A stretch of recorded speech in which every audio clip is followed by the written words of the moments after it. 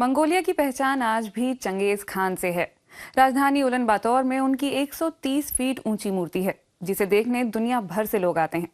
लेकिन इतने सालों में मंगोलिया बहुत बदला है और बाकी देशों की तरह ये भी जलवायु परिवर्तन से जूझ रहा है।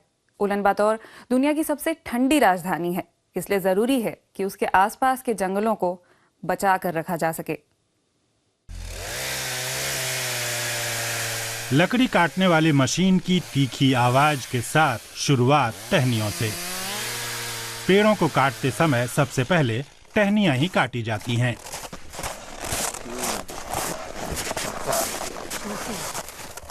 ये लोग सीख रहे हैं कि पेड़ों को कैसे काटा जाना चाहिए, किन पेड़ों को काटा जाना चाहिए, बैकलाइन कैसे बनाई जाती है कि आग से लकड़ी की सुरक्षा हो और जंगलों को कैसे मैनेज किया जाता है।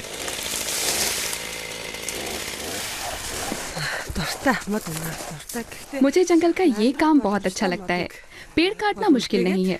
मुश्किल और अहम बात ये है कि इस दौरान किसी दूसरे और युवा पेड़ को नुकसान न पहुंचे।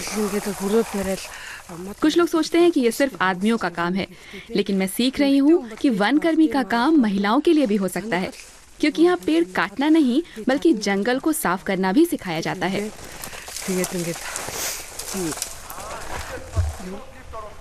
ये मंगोलिया का उत्तरी प्रांत सेलेंगे का जंगल है।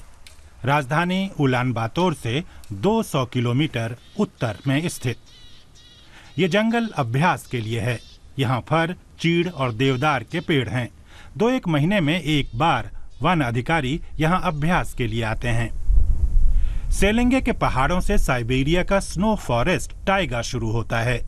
ये उसकी दक्षिणी सीमा है, लेकिन ये सीमा लगातार उत्तर की ओर बढ़ रही है। टाइगा छोटा हो रहा है, धीरे धीरे जंगल खत्म हो रहा है। इसका एक कारण जलवायु परिवर्तन है। तापमान लगातार बढ़ रहा है और वह जमीन को पिघला रहा है।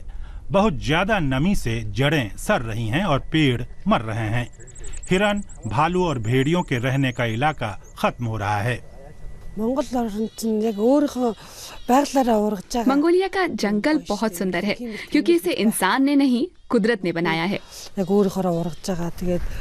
यहाँ पेड़ों और जानवरों की अलग अलग प्रजातियाँ हैं। मैं यहाँ खुश हूँ। यहाँ आने के बाद शहर में रहने का मन ही नहीं करेगा। भले ही मुझे जाने का मौका मिले, लेकिन मैं शहर में नहीं जाना चाहूंगी, बल्कि मंगोलिया के सारे जंगल देखना पसंद करूंगी। शहर में मैं कभी इतनी खुश नहीं रह सकती।